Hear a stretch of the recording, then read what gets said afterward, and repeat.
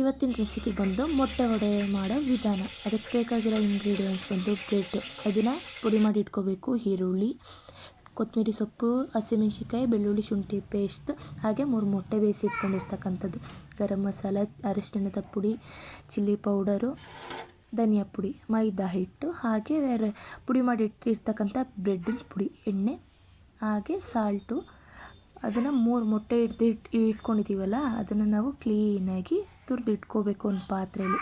ನೋಡ್ತಿದ್ದೀರಲ್ಲ, ಆ ಪಾತ್ರೆಗೆ ನಾನು ತುರಿದಿಟ್ಕೊಂಡಿದ್ದೀನಿ. ನೋಡಿ, ಈ ರೀತಿ ಬಂದಿದೆ ತುರಿದಾಗ 3 ಮೊಟ್ಟೆನ. ಇದಕ್ಕೆ ನಾವು ನೋಡ್ತಾ ಇದ್ದೀರಾ ಅಲ್ವಾ, ತುರಿದಿರೋದು ಹೇಗೆ ಕಾಣ್ತಿದೆ ಅಂತ. ಇದಕ್ಕೆ ಈರುಳ್ಳಿ ಹಾಕ್ತಾಯಿದ್ದೀನಿ, ಹಾಗೆ ಕೊತ್ತಂಬರಿ ಸೊಪ್ಪು ಹಾಕ್ತಾಯಿದ್ದೀನಿ, ಹಾಗೆ ಚಿಲ್ಲಿ ಅಂದರೆ ಹಸಿಮೆಣಸಿನ್ಕಾಯಿನೂ ಹಾಕ್ತಾಯಿದ್ದೀನಿ. ಇದೆಲ್ಲ ಹಾಕಿ, ಹಾಗೆ ಗರಂ ಮಸಾಲ, ಅರಿಶಿಣದ ಪುಡಿ ಮತ್ತು ಧನಿಯಾ ಪುಡಿ, ಇದನ್ನೆಲ್ಲನೂ ಅದಕ್ಕೆ ಅಪ್ಲೈ ಮಾಡ್ತಾಯಿದ್ದೀನಿ. ನೋಡ್ತಾ ಇದ್ದೀರಾ ಅಲ್ವಾ, ಅದ್ರ ಮೇಲೆ ಹಾಕಿದ್ದೀನಿ.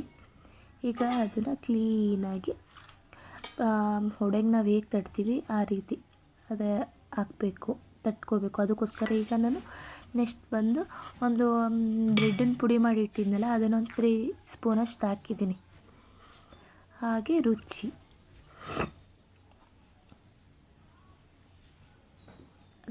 ನಮಗೆ ಎಷ್ಟು ಬೇಕಷ್ಟು, ನಿಮಗೆ ಕಣ್ಣಂದಾಜಿರುತ್ತೆ ಎಷ್ಟಕ್ಕೆ ಎಷ್ಟು ಹಾಕ್ಬೋದು ಅಂತ.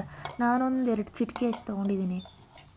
ಈಗ ಅದನ್ನೆಲ್ಲ ಕ್ಲೀನಾಗಿ ಒಡೆ ರೀತಿ, ನಾನು ಮೊದಲೇ ಹೇಳಿದ್ದೆ ಅಲ್ಲ ಹಾಕ್ದಾಗಲೇ, ಆ ಶೇಪಲ್ಲಿ ಬರೋ ರೀತಿ ಇದನ್ನು ಚೆನ್ನಾಗಿ ಹಂಕಿ ತುಂಬ ಪ್ರೆಸ್ ಮಾಡಿ ಒಡೆ ಶೇಪಲ್ಲಿ ನಾವು ಅದನ್ನು ಪ್ರೆಸ್ ಮಾಡಬೇಕು. ಆಗ ಒಡೆ ಶೇಪ್ ಬರುತ್ತೆ, ಕ್ಲೀನಾಗಿ ಶೇಪ್ ಬರುತ್ತೆ. ನೋಡ್ತಾ ಇದ್ದೀರಾ ಅನ್ಕೊತೀನಿ. ಈಗ ನೋಡಿ, ಈ ಶೇಪಲ್ಲಿ ಎಲ್ಲನೂ ನಾವು ಪ್ರೆಸ್ ಮಾಡಿ ಇಟ್ಕೋಬೇಕು. ನಾನೊಂದು ಪ್ರೆಸ್ ಮಾಡಿ ಇಟ್ಕೊಂಡಿದ್ದೀನಿ. ಇಷ್ಟೆಲ್ಲ ಆದ ನಂತರ ನಾವು ಮೈದಾ ಹಿಟ್ಟನ್ನು ಒಂದು ಬೌಲಿಗೆ ಹಾಕ್ಕೋಬೇಕು. ನೋಡಿ, 1-2 ಟೇಬಲ್ ಸ್ಪೂನಷ್ಟು ಮೈದಾ ಹಿಟ್ಟು ಹಾಕ್ಕೊಂಡು ಸ್ವಲ್ಪ ಅದಕ್ಕೆ ನೀರು ಬೆರೆಸ್ಕೋಬೇಕು.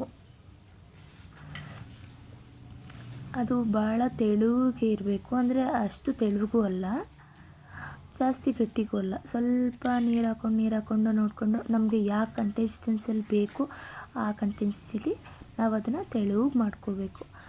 ಆ ರೀತಿ ಆದಮೇಲೆ ನಾವು ಚೆನ್ನಾಗಿ ಅದ್ದಿ ಪ್ರೆಸ್ ಮಾಡಿ ಇಟ್ಕೊಂಡಿದ್ದೀವಲ್ಲ, ನೋಡ್ತಿದ್ದೀರಲ್ವಾ ಒಡೆಗೆ ಅಂತ, ಅದನ್ನು ಅದ್ರ ಒಳಗಡೆಗೆ ಹಾಕಿ ಬೆರೆಸ್ಬೇಕು, ಸ್ವಲ್ಪ ಲಿಪ್ ಮಾಡಬೇಕು.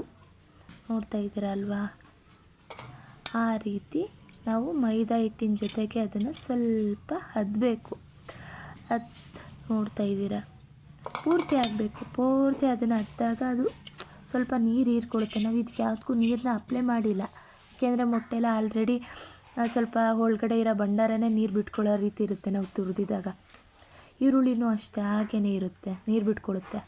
ಇಷ್ಟೆಲ್ಲ ಅದ್ದಾದಮೇಲೆ ಬ್ರೆಡ್ ಪುಡಿ ಮಾಡಿ ಇಟ್ಕೊಂಡಿರ್ತೀವಲ್ಲ, ಅಲ್ಲಿಗೆ ನಾವು ಅದ್ದಿರ್ತಕ್ಕಂಥದ್ದನ್ನು ನಾವು ಚೆನ್ನಾಗಿ ಪ್ರೆಸ್ ಮಾಡ್ಕೋಬೇಕು. ರೋಸ್ಟ್ ಅಂದರೆ ಬ್ರೆಡ್ಡಿಗೆ ಮೇಲೆ ಸುರ್ಕೋಬೇಕು, ಒಡೆ ಮೇಲೆ ಅದರ ರೀತಿ ಸುರ್ಕೊಂಡ್ಮೇಲೆ ಈ ರೀತಿ ಬರುತ್ತೆ.